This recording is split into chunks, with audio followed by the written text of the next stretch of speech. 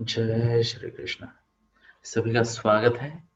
और आज दो यूनिक चीजें हैं। आज तो पहली तारीख है फरवरी महीने की, और आज का हमारा दिन है 154 आईएम क्लब का। तो आप सभी का स्वागत है और वेदांत देवरे बेटा को जन्मदिन की ढेरों ढेरों शुभकामनाएं और शुभाशीष। और आज आपके जन्मदिन पर हम एक ग्रंथ को समझने का प्रयास करने वाले हैं, शुरुआत करने वाले हैं। तो सबसे पहले तो मैं सभी को एक रिक्वेस्ट करना चाहूंगा, स्पेशली टीनेजर्स को, कि ग्रंथ शब्द जो है, ग्रंथ शब्द, यह शब्द इंसाइक्लोपीडिया नाम के शब्द से कई कई कई गुना बड़ा और कई गुना श्रेष्ठ शब्द है। सबसे पहले इस बात को समझते हैं।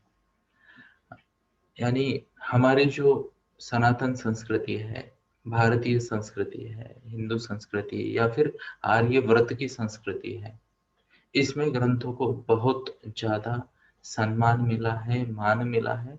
और आगे बढ़ने के लिए, हमारी संस्कृति को आगे बढ़ने के लिए, टिके रहने के लिए इनकी बड़ी बड़ी यानी बहुत बड़ा रोल रहा है।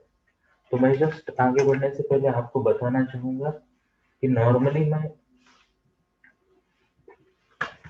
वन क्लिक रेफरेंस के लिए कौन से ग्रंथों का सहारा लेता हूँ। तो एक बार आगे बढ़ने से पहले मैं आपको इंट्रोड्यूस करवा दूं कि मैं जहां बैठता हूँ उसके बाजू में भगवत गीता होती है, आपको पता है ना। तो मेरे पास भगवत गीता छोटी वाली है, बड़ी वाली है, मराठी वाली है, इंग्लिश वाली है, हिंदी वाली है। ये आप में से कई सारे लोगों के जन्म के पहले वाली 1985 वाली है। और थोड़ा आगे बढ़ते हैं, साथ में ही कुछ छोटी भगवत गीताएं भी है मेरे पास, पॉकेट भगवत गीता। और इसे कहते हैं रामचरितमानस। ओके। इसके बाद ये है साधक संजीवनी। इसके अलावा कल मैंने आपको दिखाया था, शायद पढ़ने के लिए मेरी बेटी अंदर लेके गई होगी, अंदर वाले रूम में। तो संत तुकाराम महाराज की गाथा और ज्ञानेश्वर महाराज की ज्ञानेश्वरी, ये भी मैं रेफर करता हूँ, है ना। तो ग्रंथों का बहुत ज्यादा महत्व है दोस्तों। और ग्रंथ, कृपया मेरे शब्दों को ध्यान से सुनने का प्रयास करें। ग्रंथ ज्ञान का सबसे बड़ा भंडार है। ग्रंथ ज्ञान का सबसे बड़ा भंडार है। और ज्ञान प्रगति के लिए, किसी भी मनुष्य के जीवन में प्रगति के लिए, विशेषतः मन स्वास्थ्य, मन शांति के साथ प्रगति के लिए ज्ञान बहुत जरूरी है। अब ज्ञान की व्याख्या करते हैं। ज्ञान यानी नॉलेज शब्द यूज किया जाता है।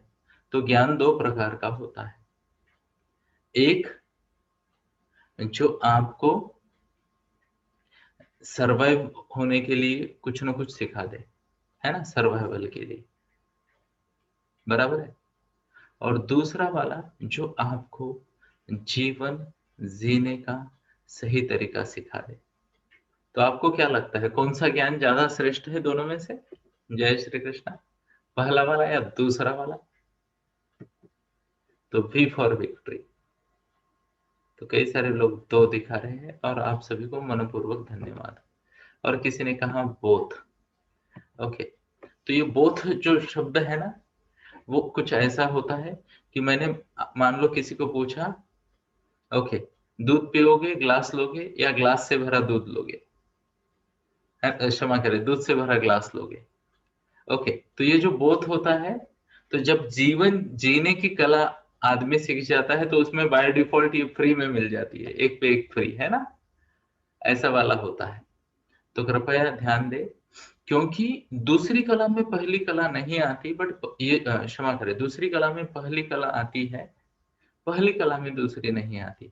और यही यही यही मूल कारण है कि आज समाज में अगर आप ठीक से देखो, आजू बाजू देखो, तो बहुत सारे लोगों के पास बहुत ज्यादा ज्ञान है, नॉलेज है, फिर भी वह जीवन में संघर्ष कर रहे हैं, जीवन में संघर्ष कर रहे हैं। काफी सारी तकलीफों का सामना कर पा रहे हैं। ना तो हेल्थ अच्छी है, ना तो रिलेशनशिप अच्छी है, ना तो प्रगति हो रही है, जीवन केवल संघर्ष चल रहा है। दुर्भाग्यपूर्ण बात है दोस्तों, बहुत कम लोग हैं, मैं आपको बताता हूँ, बहुत कम लोग हैं जिनके पास 6 महीने की सर्वाइवल की कैपेसिटी है, 6 मंथ्स। उससे भी बहुत कम है जिनके पास मान लो 2 या 3 साल के सर्वाइवल की कैपेसिटी है ना। और पहले तो बच्चे भगवान की देन कहा जाता था और भगवान ही उनका पालन पोषण करते थे। इतना सिंपल जीने का तरीका था, है ना। जैसे पंछी पंछी है या पेड़ पौधे हैं, वो जन्म लेते हैं और अपने आप ही आगे बढ़ते रहते हैं ना, क्योंकि वो सब एक कॉमन जीने की कला को फॉलो करते हैं, कॉमन कला। ओके, तो उनको बहुत ज्यादा कोर्सेस नहीं करने पड़ते जो हमें करने पड़ते हैं। तो ज्यादा समय न लेते हुए, जय श्री कृष्णा कहते हुए, जय श्री कृष्णा। आज हम दासबोध की पार्श्वभूमि यानी शुरुआत को समझने का प्रयास करेंगे। अब मैं आपको क्लियरली बता देता हूँ कि ये मेरे बारे में नहीं है। ये जो भी मैं यहाँ आता हूँ और आपके सामने कुछ कहने का प्रयास करता हूँ, ये मेरे बारे में नहीं है और ये मेरी चॉइसेस भी नहीं है। तो हम एक छोटा सा प्रयास करेंगे 5 से 7 दिन का। कितना? 5 से 7 दिन का एक छोटा सा प्रयास करेंगे। उसके बाद मैं आप सबसे जानना चाहूंगा कि आपको क्या लगता है, क्या हमने ये दासबोध या फिर जो भी मैं ग्रंथ आपके सामने पेश कर रहा हूँ उन्हें कंटिन्यू करना है, या फिर हम पुराने वाले हमारे तरीके पे वापस जाते हैं। ये पूर्णतः आपका चॉइस होगा और आप जैसा कहोगे फाइम क्लब की जो टीम है और मैं स्वयं वैसा करेंगे। तो जय श्री कृष्णा और शुरुआत करते हैं। दास और बोध। अब यहाँ पे यानी जब हम संत परंपरा देखते हैं तो ये जो ग्रंथ है इनके नाम भी काफी यूनिक आते हैं ना, ज्ञानेश्वरी या ज्ञानेश्वरी जिसे मराठी में हम कहते हैं, या फिर तुकारामाची गाथा, है ना, या फिर दास और बोध। इनका नाम समर्थ रामदास स्वामी का नाम है दास। कौन सा? राम, राम का दास। तो उनके घर में बड़ी परंपरा थी कि सूर्य भगवान की आराधना करने की और भगवान राम की पूजा करने की। तो ये धीरे धीरे हम आगे जैसे बढ़ेंगे तो हमें पता चलेगा। तो ये दास बोध है, इसे ग्रंथराज भी कहते हैं। क्या कहते हैं? ग्रंथराज। ओके, तो ग्रंथराज का मतलब क्या? ग्रंथों का राजा जो है ऐसा वह ग्रंथराज। इसे विग्रह कहते हैं ना, 2 शब्दों का विग्रह। तो दास बोध, तो भगवान के दास को जीवन का जो बोध हुआ वो उन्होंने लिख दिया और उसका नाम दे दिया दास बोध, है ना। बोध यानी क्या? प्रचिति। प्रचिति यानी अनुभवजन्य लर्निंग्स जिसे कहते हैं, अनुभवों से जो हमने सीखा। तो समर्थ रामदास स्वामी जिनका जीवन 4 विभागों में 4 पार्ट्स में या डिवाइडेड है, या फिर 4 जिसे कहते हैं, पहले 12 साल, दूसरे 12, तीसरे 12 और उसके बाद का अंत तक का जीवन। तो ऐसा उनका जीवन का पार्ट है, तो उसके बारे में भी हम समझेंगे। तो आगे बढ़ते हैं। और यहाँ पे कई सारी बातें बताई गई हैं वगैरह वगैरह। तो मैं एटलीस्ट शुरुआत से कुछ बातें आपके सामने प्रस्तुत करना चाहूंगा।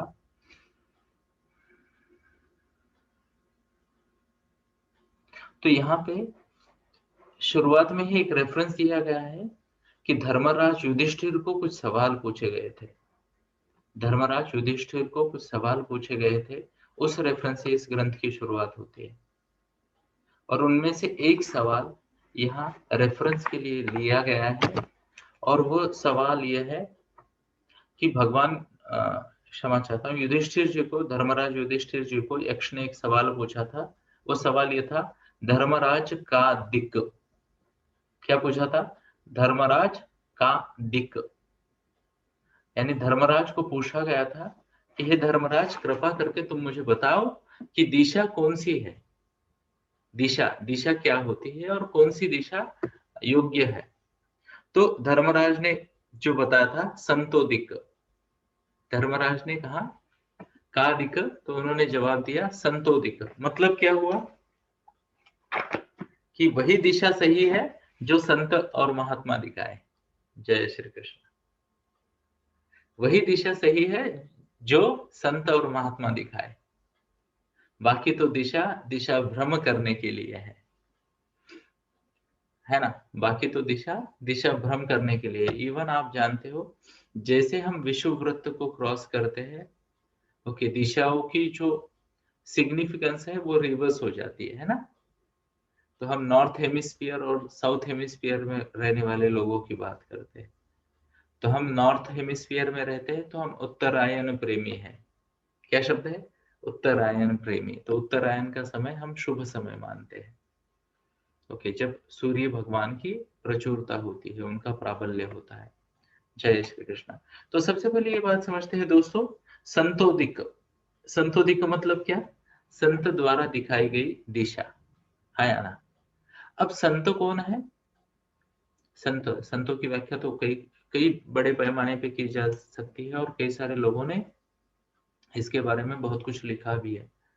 बट संत तो अगर एकदम साधारण भाषा में बताया जाए तो संत यानी वह व्यक्ति जो अपने आप से ऊपर उठ चुका है, अपने आप से ऊपर उठ चुका है, उसे संत कहते हैं। जय श्री कृष्ण। सिंपल है ना। तो अपने अपने लेवल क्या होते हैं, मान लो खुद के, पहले तो खुद के शरीर के लेवल से ऊपर उठ गया, यानी अपने शरीर और शरीर की जरूरतों पे उसका फोकस नहीं है, पहली बात। ओके, उसके बाद खुद के मन की इच्छा आकांक्षाओं से ऊपर उठ गया, है ना, कि मुझे ये चाहिए, मुझे वो चाहिए, इससे परे जो निकल गया वह संत है। और तीसरी बात, यानी ये तो हो गया मैं, उसके बाद मेरा का त्याग जो कर पाया वह संत है। तो मेरा का त्याग में सबसे पहली बात आती है परिवार की, है ना। यस। तो जय श्री कृष्ण। तो संत वो नहीं जिसने परिवार का त्याग किया है। ध्यान से सुनिए, कई सारे लोग संतों को लेबल करते हैं। संत वह नहीं जिन्होंने परिवार का त्याग किया, और संत वह नहीं जिसने संन्यास लिया। ना ना ना। संत वह है जिन्होंने पूरे विश्व को, सभी चराचरों को अपना परिवार मान लिया। जय श्री कृष्ण। तो इस बात को समझते हैं।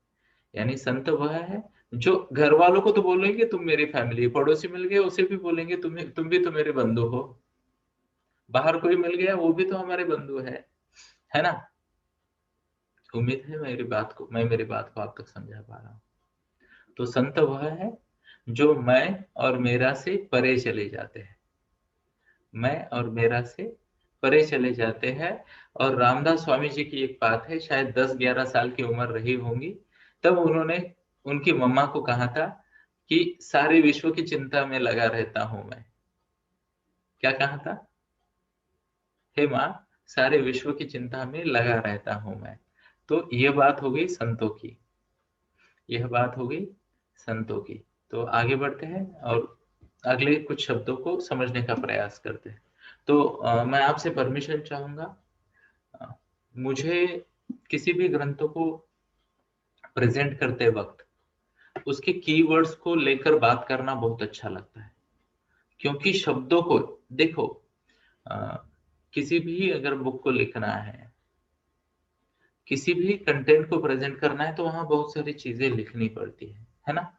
तो मैं आपसे परमिशन चाहूंगा कि इनमें से कुछ चीजों को मैं बहुत ज्यादा एक्सप्लेन करूंगा और कुछ चीजों को स्किप कर दूंगा। ये मेरी समझ के हिसाब से होगा कि इस मंच पे क्या बोला जाए।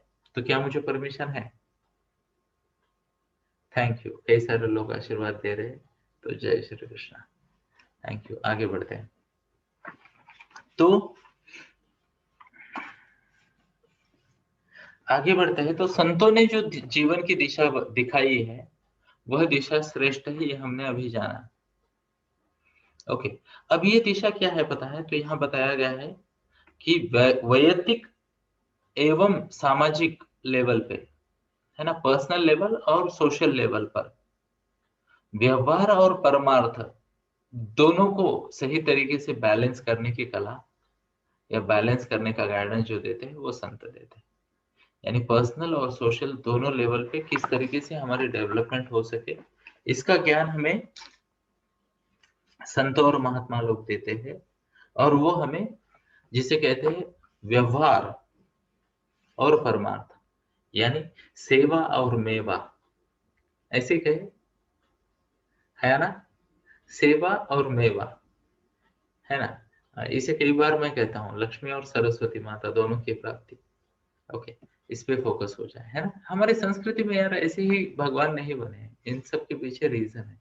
हर कोई हर एंगल से पूजनीय है, वंदनीय है।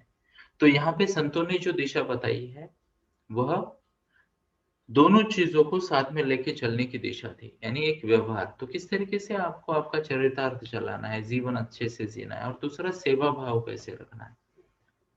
अगर मान लो पहले की प्रचुरता होती है, पहले का लाइफ में अगर डोमिनेंस आता है, व्यवहार बहुत ज्यादा हो जाता है, तो कई बार इंसान पे माता लक्ष्मी प्रसन्न, अधिकतर प्रसन्न हो जाती है, और बाकी जो फ्रंट्स है लाइफ की, आघाड़ियां हैं, है ना, वहां पे वो पीछे हटने लगता है। तो कई बार लोग केवल माता लक्ष्मी की जब आराधना करते हैं, व्यवहार पे बहुत ज्यादा फोकस करते हैं, तो ऐसा देखा है कि रिलेशनशिप के लिए उनके पास समय नहीं रहता, हेल्थ के लिए उनके पास समय नहीं रहता, है ना, फिर समाज के लिए कंट्रीब्यूशन करने के लिए उनके पास समय नहीं रहता, खुद के लिए उनके पास समय नहीं रहता, तो बैलेंस बिगड़ जाता है। और दूसरी वाली बात अगर हम देखें, तो कोई अगर बहुत ज्यादा परमार्थ करने लगता है और वो भी ज्यादा डोमिनेंट हो गया, तो व्यवहार पीछे पड़ जाता है, और सारी दुनिया उनको अच्छा अच्छा अच्छा अच्छा और बहुत अच्छा कहने लगती है, और घर वाले गालियां देने लगते हैं कि आप आपकी ड्यूटी ठीक से नहीं कर रहे हो। जय श्री कृष्ण।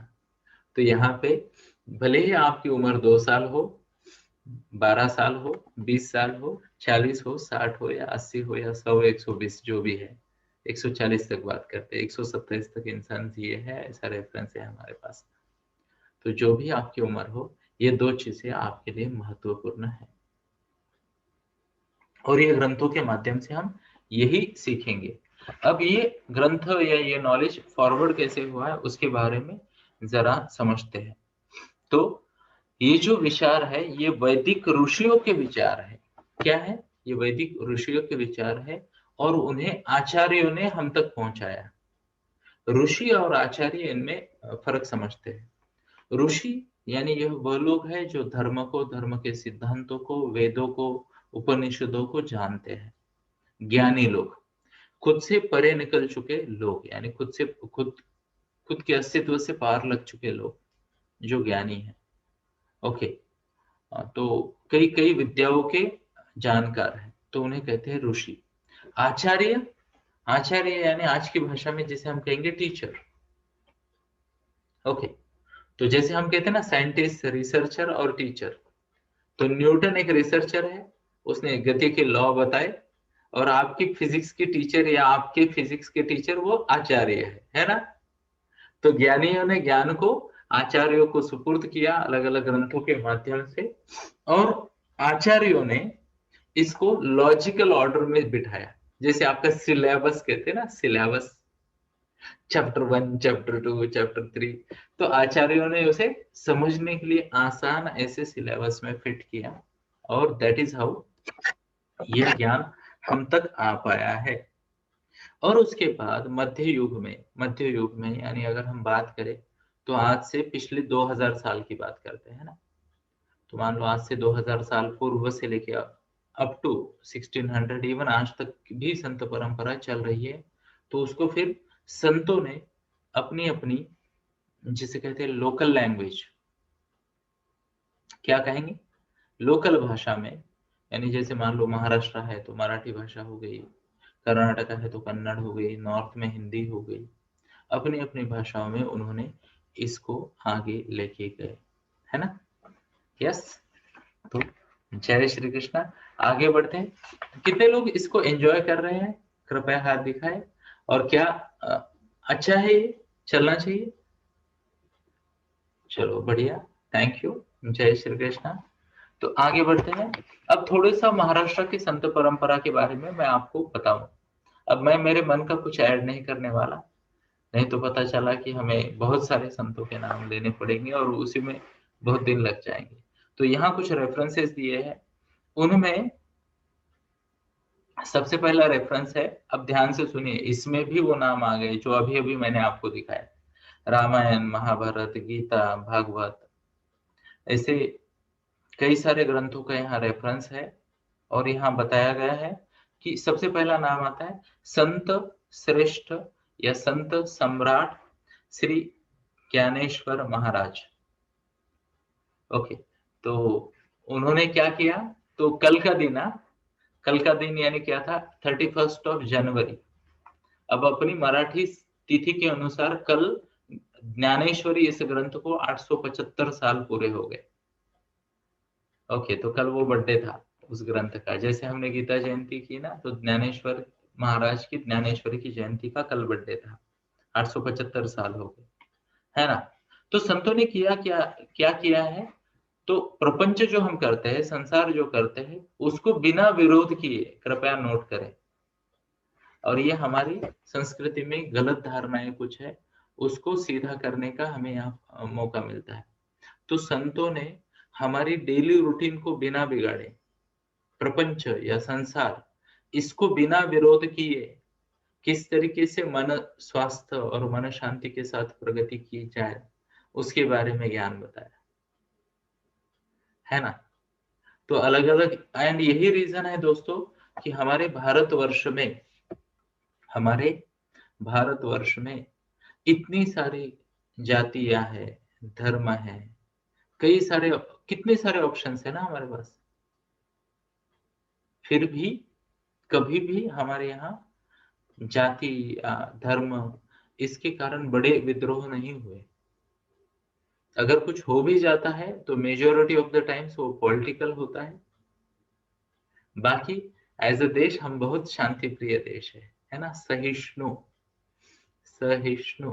तो आगे बढ़ते हैं, और फिर यहाँ पे कुछ नाम लिए जाते हैं, उनमें एक बहुत ही सिग्निफिकेंट नाम आता है संत तुलसीदास जी का। ओके, संत तुलसीदास जी का। तो अगर आप ये देखो, ये जो मैं पढ़ता हूं, तो ये यहाँ पे कहा लिखा है, तुलसीदास जी रचित रामचरितमानस। तो उन्होंने बहुत कुछ लिखा, है ना। अब इसके अलावा भी संत परंपरा में कुछ श्रेष्ठ संतों के नाम लिए जाते हैं, तो उनमें से कुछ नाम मैं आपके सामने प्रस्तुत करूंगा। उनमें गुरु नानक देव जी है, गुरु नानक देव जी है, जो कि पंजाब में, हमने उनकी भी बात की आज से कुछ दिन पहले तक। शंकर देव जी है, नरसिंह मेहता जी है, चैतन्य महाप्रभु है। तो ये नॉर्थ में काफी सारे संत होके गए। और अब अगर महाराष्ट्र की बात की जाए, तो संत ज्ञानेश्वर या ज्ञानेश्वर महाराज। ओके, उनके बाद कंटिन्यूअसली कहीं ना कहीं अलग अलग संत हमारे सामने प्रकट हुए हैं, स्पेशली महाराष्ट्र में। और ये संत, कृपया नोट करें, हर जाति हर समाज से आए हैं, और इन संतों में स्त्री भी थी, पुरुष भी थे। तो कृपया इस बात को भी नोट करें कि संत किसी भी विशिष्ट धर्म या जाति की जहांगीर नहीं है। हर जाति के, हर वंश के और हर लिंग के संत हमने देखे हैं। आगे बढ़ते हैं दोस्तों, और यहाँ पे समझने का प्रयास करते हैं। यहाँ पे कुछ संतों के नाम लिए हैं। तो संत ज्ञानेश्वर महाराज के बाद एक और नाम आता है जगत गुरु शंकराचार्य, और उनके बारे में ये बताया जाता है कि उन्होंने वैदिक धर्म का पुनर्जीवन किया, पुनरुज्जीवन। यानी बीच में जो मुगलों का अतिक्रमण हुआ, है ना, आपको पता है अफगानिस्तान साइड से मुगल आए, बहामनी कैपिटल आई, है ना, तो उन्होंने काफी कुछ धर्म भ्रष्ट करने का प्रयास किया, बहुत सारे प्रयास हुए हैं हिंदू संस्कृति पे। तो जगत गुरु कहा जाता है उनको भी, या फिर आदि शंकराचार्य। तो उन्होंने ये ज्ञान को बचाए रखा, धर्म की पुनर्स्थापना करने का प्रयास किया, और बहुत अच्छे से किया उन्होंने। आगे बढ़ते हैं, फिर ज्ञानेश्वर महाराज का तो हमने रेफरेंस आपको ऑलरेडी बता दिया। ज्ञानेश्वरी के बारे में ये कहा जाता है कि अमृता ते ही पैजा जिनके, यानी ज्ञानेश्वरी इतनी मधुर है, इतनी मधुर है, इतनी मधुर है कि अमृत से भी उसकी अगर स्पर्धा की जाए तो पीने वाला कहेगा अमृत की जो मिठास है वो उतनी अच्छी नहीं जितनी ज्ञानेश्वरी की है। ओके, तो मैंने शायद आपको कई बार दिखाया, मेरे पास ज्ञानेश्वरी के 2 जिसे कहते हैं ना संकलन है, और बहुत बढ़िया है ना, बहुत बढ़िया है। इवन ज्ञानेश्वरी में ना बड़ी बड़ी बातें ना ऐसे इतनी सिंपल तरीके से बताई गई है कि काम खत्म। 2-3 लाइन में ऐसे जीवन बदल जाता है ना। तो मैंने शायद कुछ दिन पहले आपको ज्ञानेश्वरी का एक श्लोक सुनाया था, किसी को याद है कौन सा सुनाया था? चलो, तो उसको आप याद, हाँ 1 मिनट, यहाँ पे तो ज्ञानेश्वरी हमारे सामने प्रकट हो रही है, तो बेटा होल्ड करना 1 मिनट, फिर से। वाह! तो ये है संत ज्ञानेश्वर महाराज, जिन्होंने टीनेज में ही यस, थैंक यू बेटा, ज्ञानेश्वरी लिखी। अब इसके 2 पार्ट है, एक है भावार्थ और एक है गुणार्थ ज्ञानेश्वरी की। प्रभु ने चाहा तो किसी दिन उस पर भी बात करेंगे। भावार्थ यानी भव और अर्थ, है ना, तो एक प्रॉपर जो हमें समझने वाला अर्थ है, और दूसरा गूढ़ार्थ यानी डीप, डीप गूढ़ अर्थ। तो ऐसे 2 दीपिका, एक वो है दीपिका मतलब दीपिका समय, जिससे हम उजाले का प्रचार करते हैं, दिया जलाते हैं जिसमें, उसे दीपिका कहते हैं। दीपक जिसमें जलता है वो दीपिका। तो 2 दीपिकाएं हैं वहां पे, और अमेजिंग है उसमें। तो आज भी मैं ज्ञानेश्वरी की का एक श्लोक सुनाऊंगा आपको, और वो बहुत ही बढ़िया है, वो बहुत ही बढ़िया है। तो वो श्लोक कुछ ऐसा है, होता तो इंद्रियातीत जागीता जो विवेक, तया होते मोक्ष प्राप्ति। जय श्री कृष्ण। तो इतना सिंपल, इसमें ना जीवन का सार किसी ने नहीं बताया दोस्तों। होता तो इंद्रियातीत, इसका मतलब क्या है? जब तुम इंद्रियों के परे जाओगे, इंद्रियों के परे जाना, इंद्रियों के पार जाना, है ना, इंद्रियों के पार जाना, इसका मतलब क्या है?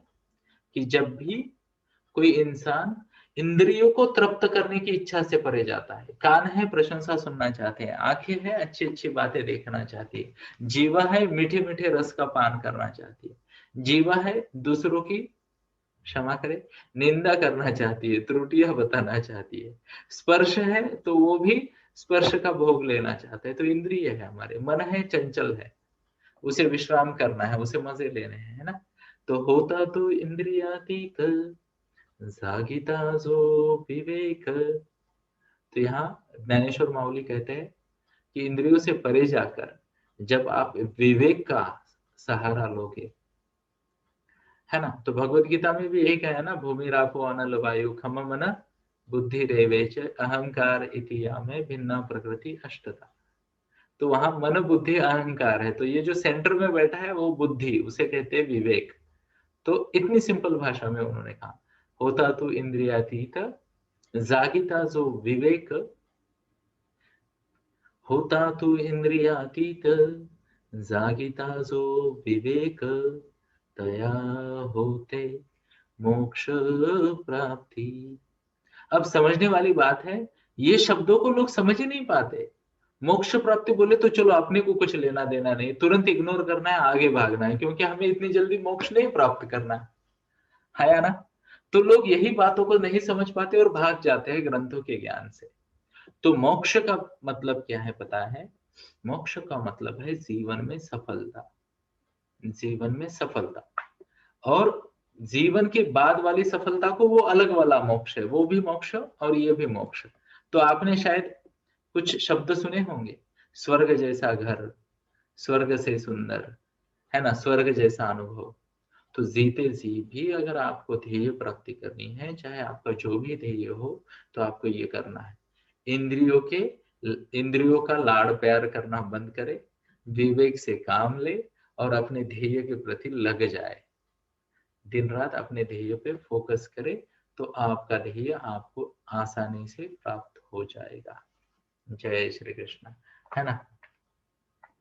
जेके जेकेडी सर, ये जो अध्याय और ओवी अभी जो मैंने कही वो आपको ज्ञानेश्वरी में कहीं नहीं मिलेगी, है ही नहीं, पूरी पढ़ लो, है ही नहीं। ओके, ये तो मैं ऐसे ही बैठ रहा था और बैठे बैठे मैंने माउली के कुछ चुने गिने चुने ओवी या श्लोकों को मैं पढ़ रहा था और उसकी मीनिंग निकालने के लिए मैंने ये लिख दिया। तो आपने नोट किया होगा जब भी माउली लिखते हैं 4 होते हैं, मैंने 3 बोले। होता तू इंद्रियातीत, जागीता जो विवेक, तया होते मोक्ष प्राप्ति। 3 है। अगर माउली की संकल्पना से सुनेंगे तो 4 होने चाहिए, 1 2 3 4, ऐसा उनका रिप्रेजेंटेशन है।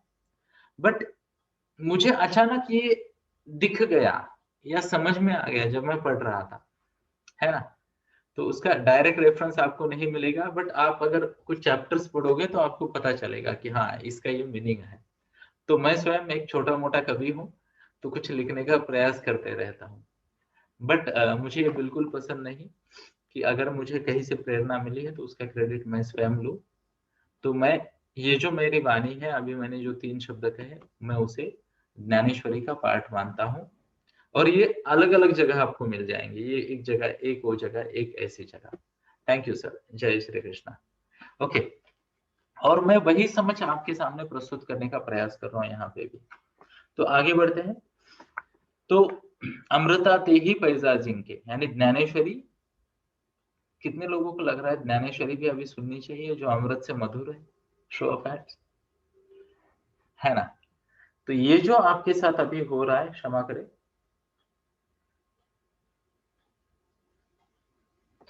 ये जो आपके साथ अभी हो रहा है, इसके लिए भगवत गीता में एक श्लोक है, ध्यायतो विषयान् पुंस संगस्तेषुपजायते संगात संजायते काम। बस इतना ही रोकते। जब भी हम किसी विषय के बारे में बार बार सुनते हैं या उसका चिंतन करते हैं या उसका संग कहते हैं, तो उसके प्रति आसक्ति बनी रहती है या बढ़ जाती है। और ये प्रिंसिपल जिसने समझ लिया जीवन में दोस्तों, वो जीवन में डेफिनेटली बहुत ग्रो करेगा। क्यों? क्योंकि हमारे पास चॉइस है किस चीज को रिपीटेडली सुनना है या किस चीज का अनुभव लेना है, ये हमारे पास चॉइस है। आगे वाला काम अपने आप हो जाता है, अपने आप, अपने आप। जैसे जो लोग फायर क्लब में रेगुलर आते हैं, आपको लाना नहीं पड़ता, आप आ जाते हो। मुझे लाना नहीं पड़ता, मैं आ जाता हूँ, है ना। Yes, yes, power of reputation. अब इसको कुंदन जी ने लिखा पावर ऑफ रेपुटेशन, इसको सबसे ज्यादा बिजनेस प्रमोशन के लिए यूज किया जाता है, अनफॉर्चुनेटली, है ना। आगे बढ़ते हैं, जय श्री कृष्ण। तो इसके बाद एक खास नाम लिया जाता है ज्ञानेश्वर माउली के बाद, और वो है संत नामदेव महाराज का। तो नरसिंह नामदेव भी कहते हैं उन्हें। तो महाराष्ट्र के एक छोटे से गांव से आते हैं और उन्होंने आज से 700 साल पहले, 700 साल पहले जो प्रचार किया वो पंजाब तक पहुंच गए थे, वो महाराष्ट्र से। आप कल्पना करें, 700 साल पहले, है ना। आसान नहीं है, आसान नहीं है। यानी सोचिए उस जमाने में अगर आप बहुत ही ज्यादा जिसे कहते हो ना लकी हो, तो आपको घोड़ा और रथ मिल जाएगा। नहीं तो जिसे कहते हैं ट्रांसपोर्टेशन के साधन क्या थे? पालकी थी, बैलगाड़ी, और 11 नंबर की गाड़ी, यानी पैदल चलना।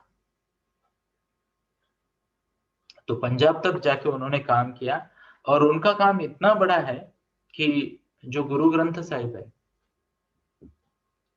सिखों का जो है, सिख धर्म का जो क्या कहेंगे, उनकी जो भगवत गीता है, उनका जो बाइबल है, उनका जो कुरान है, जिसे हम, हर धर्म का एक धर्म ग्रंथ होता है ना, तो सिखों का जो टॉप मोस्ट ग्रंथ शिरोमणि है उनका, उसे कहते हैं पवित्र ग्रंथ, ग्रंथ गुरु, गुरु ग्रंथ साहिब।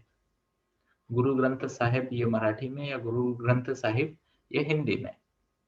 ओके, तो नामदेव महाराज का पंजाब में इतना अच्छा प्रचार था कि उनके करीब करीब 64 अभंग उस ग्रंथ में शामिल हुए हैं, गुरु ग्रंथ साहिब में। कैन यू इमेजिन, एक मराठी संत यहाँ से जाके पूरे इंडिया में प्रसार करता है, और 64 जो है उनके अभंग वो गुरु ग्रंथ साहिब में समाविष्ट है। अमेजिंग है ना। आगे बढ़ते हैं दोस्तों। अब उन्होंने पंजाब, हरियाणा, राजस्थान इस भाग में, यानी उनके 100 से ज्यादा मंदिर उस साइड में है नामदेव महाराज के। अब महाराष्ट्र में 100 मंदिर नहीं मिलेंगे आपको नामदेव महाराज के, पर उधर मिलेंगे। तो ये प्रचार की उनकी ताकत है ना। उसके बाद मुझे जो सबसे श्रेष्ठ लगते हैं, क्षमा चाहूंगा मैं बायस्ड हूँ, बट संतों में श्रेष्ठ एकनाथ महाराज, ऐसा मेरा मानना है। संतों में श्रेष्ठ एकनाथ महाराज। अब ये कोइंसिडेंस की बात है कि मेरे पिताजी का नाम भी एकनाथ है। ओके, कोइंसिडेंस की बात है। जय श्री कृष्ण। तो संतों में श्रेष्ठ एकनाथ महाराज ये क्यों कहते हैं? तो वो अकेले थे इन संतों में जिन्होंने घर और सन्यास दोनों को सही तरीके से मैनेज किया, प्रपंच भी किया और ज्ञान भी दिया लोगों को। आज भी अगर आप जाओगे औरंगाबाद के बाजू में पैठन में, तो उनके वंशज आज भी संसार और भगवत भक्ति कर रहे हैं। आज भी पैठन, आपने शायद ये देखा होगा, एक डैम है गोदावरी नदी पे। तो कौन सा डैम है वो? कौन सा? Jayakwadi. Thank you Renu ma'am. Renu ma'am ने कहा, मैंने सुन लिया। ओके, तो जायकवाड़ी डैम है। ओके, और वहां पैठन नाम का छोटा सा शहर है, और आज भी आपको वहां पे संत एकनाथ महाराज के वंशज मिल जाएंगे। और उन्होंने घर वालों को ऐसा लगा कि वो पूरी तरीके से घर पे ध्यान देते हैं, बाहर उनका ध्यान नहीं है, और बाहर वालों को लगा कि ये आदमी बाहर इतना काम करता है, घर वालों की तरफ ध्यान देता है या नहीं। जय श्री कृष्ण। और इसे कहते हैं प्रोफेशनलिज्म, है ना। एंड ये बैलेंस जरूरी है, और यहाँ पे हम सीख सकते हैं दोस्तों, आप और हम। आज समाज में हो ये रहा है कि लोग करियर के नाम पे घर को, हेल्थ को, रिलेशनशिप को त्याग देते हैं, ध्यान नहीं देते। या तो फिर घर रिलेशनशिप के लिए बोलते हैं अभी करियर नहीं करेंगे, घर की तरफ पूरा ध्यान देंगे। और संत एकनाथ महाराज ने पूरा जीवन दोनों को एकदम सही तरीके से संभाला। ऐसा तराजू ना, ये भी ठीक है, ये भी ठीक है, अन्याय किसी पे नहीं। बढ़िया है। यस, जय श्री कृष्ण। आगे बढ़ने का प्रयास करते हैं दोस्तों। और इसके बाद एक नाम आता है जगत गुरु। अभी ये भी जगत गुरु, इससे पहले भी आए थे जगत गुरु, है ना। तो वो शंकराचार्य महाराज जी थे। अब दूसरे जगत गुरु जी का नाम आता है, और यह है संत तुकाराम महाराज। अब इनकी विशेषता क्या थी पता है? तल्लीनता, तल्लीनता। अब मराठी लोगों को शब्द समझ में आ गया, और मराठी लोग जो इंग्लिश मीडियम में समझते हैं वो परेशान है कि ये कहाँ से आ गया शब्द तल्लीनता, है ना। ओके, तो चलो कोई बात नहीं, मैं आपकी दुविधा को दूर कर देता हूँ, है ना। तो तल्लीनता का मतलब यह है दोस्तों कि अपने कार्य में इतना खो जाना कि बाकी किसी चीज का आपको ध्यान ना रहे, है ना। ओके, इसे कहते हैं डीप स्टेट ऑफ कॉन्सेंट्रेशन, जिसे हम मेडिटेशन या ध्यान भी कहते हैं। मेडिटेशन या ध्यान भी कहते हैं। ओके, तो संत तुकाराम महाराज के बारे में यह कहा जाता है कि वो दिन रात ध्यान में रहते थे। वह दिन रात ध्यान में रहते थे, यानी वो चल रहे हैं तो भी ध्यान कर रहे हैं, वो बातें कर रहे हैं तो भी ध्यान कर रहे हैं, भजन कीर्तन प्रवचन प्रबोधन कर रहे हैं तो भी ध्यान कर रहे हैं, घर में है तो भी ध्यान कर रहे हैं, व्यवसाय था उनका छोटा सा वो संभाल रहे हैं तो भी ध्यान कर रहे हैं, है ना। तो जिसे कहते अखंड ध्यान करने का, अखंड ध्यान धारणा या ध्यास जिस किसी ने किया है, ऐसे एक एग्जाम्पल है संत तुकाराम महाराज। कंटिन्यूअस ध्यान करते थे। क्या कहते? कंटिन्यूअस ध्यान करने वाले। तो तल्लीनता। ओके, इसी का दूसरा नाम है समर्पण। क्या नाम है? समर्पण। उनके भक्ति के प्रति, प्रभु की भक्ति के प्रति उनका समर्पण इतना ज्यादा था, इतना ज्यादा था कि वो कई बार भूल जाते थे कि वो कहाँ है। पता चला पेड़ के नीचे बैठे हैं तो बैठे रहे। उनकी पत्नी को उन्हें ढूंढ ढूंढ के लाना पड़ता था, ये याद दिलाना पड़ता था ऐसे ही हिला के कि उठो अभी खाना काफी देर से तुमने नहीं खाया, कुछ खा लो, या इधर चलो, है ना। आजकल ये तल्लीनता उन लोगों में देखी जाती है जो मोबाइल खेलते खेलते रोड क्रॉस करते हैं, तो उन्हें जगाना पड़ता है कि अरे तुम रोड पे हो। मुझे एक मेरे दोस्त के बारे में पता है, मैं एक फनी इंसिडेंस बताना चाहूंगा। मेरे एक दोस्त है, नाम नहीं लूंगा उनका, बट उनको ना फोन पे बात करते करते चलने की आदत थी। तो एक बार हम पूना में आ, रंजित नाम की एक होटल है भंडारकर रोड पे, तो उस होटल में एक मीटिंग के लिए गए थे। रंजित होटल, रंजित बहुत फनी इंसिडेंस है। तो हमने गाड़ी वाड़ी पार्क कर दी और हमारे दोस्त का फोन बज गया। अब हम 2 बिल्डिंग आगे जाके हमें राइट में जाना था और हमारा जो हॉल था वो फर्स्ट फ्लोर पे था होटल की। ओके, तो इनका फोन बचा। अब बातों बातों में ये एक बिल्डिंग जिसे कहते हैं मिसमैच हो गए और दूसरी बिल्डिंग के दरवाजे में पहुंच गए। अब बात चल रही है और इनको देख रहा है, मीटिंग भी अटेंड करनी है। गेट को खोला, अंदर चले गए, फर्स्ट फ्लोर पे चले गए और वहां दरवाजा खोला और फिर देखा तो 3 लोग बैठे थे घर में और वो लोग डर गए। वो लोग डर गए और ये फोन पे, हाँ अरे मैं तुम्हें फोन करता हूँ जरा रुको। तो मीटिंग इसी हॉल में है क्या, उन्होंने पूछा। तो वो पूछ रहे आप कौन, तुम्ही कौन, अपन कौन, है ना। तो इन्होंने इधर देखा उधर देखा, अरे बोले ये होटल ऐसा कैसे नजर आ रहा है। तो फिर वो सॉरी बोलने लगे, ये उनके पीछे पड़ने लगे, फिर वो नीचे आए और फिर देखा कि वो किसी दूसरी बिल्डिंग में किसी व्यक्ति के फ्लैट में पहुंच चुके थे, बात करते करते, है ना। अभी ये तो उनका बहुत बड़ा भाग्य था कि उन्होंने पुलिस केस वगैरह नहीं कर डाली।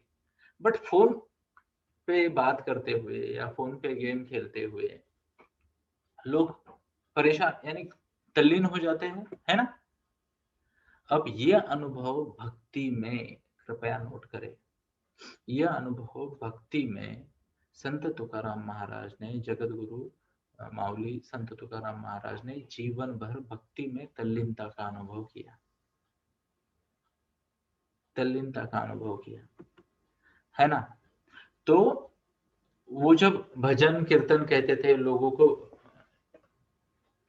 ओके, तो यहाँ पे एक मैसेज आया है कि हमारे यहाँ दीपाली मैम है जो कि उसी गांव में रहती थी जहां से वो है, देहू गांव में। तो उनके रेफरेंसेस बहुत तगड़े तगड़े रेफरेंसेस हैं। यानी वो भजन कीर्तन करते थे तो इतने मग्न हो जाते थे कि सुनने वाले सुन के उठ के निकल भी जाते थे, वापस आते थे और इनका भजन चलता रहता था। और इन्हें ये भी नहीं पता होता था कि सामने वाले उठ के चले भी गए, इनको कोई फर्क नहीं पड़ता था। कल्पना करें क्या भक्ति होगी, क्या भक्ति होगी, क्या भक्ति होगी, है ना। अब यहाँ से हमें कॉन्सेंट्रेशन का आर्ट सीखने को मिलता है। एक्सटर्नल मोटिवेशन से कुछ नहीं होता जीवन में, है ना। अंदर से आना चाहिए। क्या शब्द है, अंदर से आना चाहिए। ओके, तो आगे बढ़ते हैं दोस्तों। और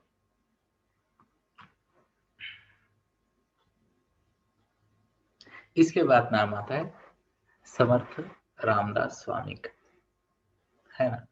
समर्थ रामदास स्वामी। अभी ये आज मैं इसके बारे में ज्यादा बात नहीं करूंगा क्योंकि हम कोशिश करेंगे कि 45 मिनट से 1 आवर रोज बात करें इस पे। बट समर्थ रामदास स्वामी स्वामी के नाम पे, नाम में जो समर्थ आता है वो कहाँ से आया, जरा समझने का प्रयास करते हैं।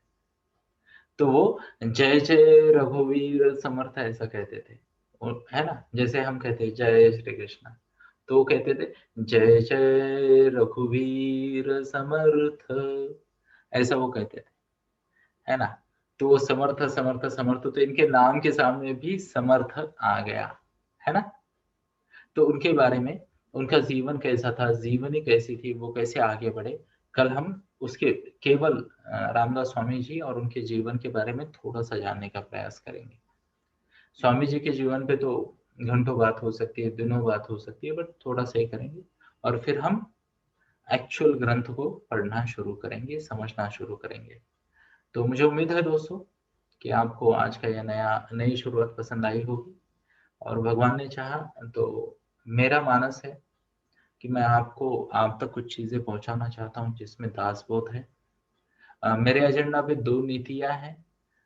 मेरा ये प्रामाणिक मत है कि हर इंसान को, हर बच्चे को ये नीतियां समझनी चाहिए। उनमें से एक नीति है विदुर नीति और दूसरी नीति है चाणक्य नीति। नीति का मतलब स्ट्रैटेजी।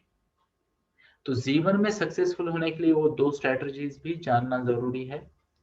तो भगवान की इच्छा है, खुद को कर्ता नहीं मानते हैं, तो भगवान की इच्छा रही तो वो भी मैं आप तक लेके आऊंगा, है ना। खुद को कर्ता नहीं मानते, इसका बहुत अच्छा अनुभव मुझे कल आया।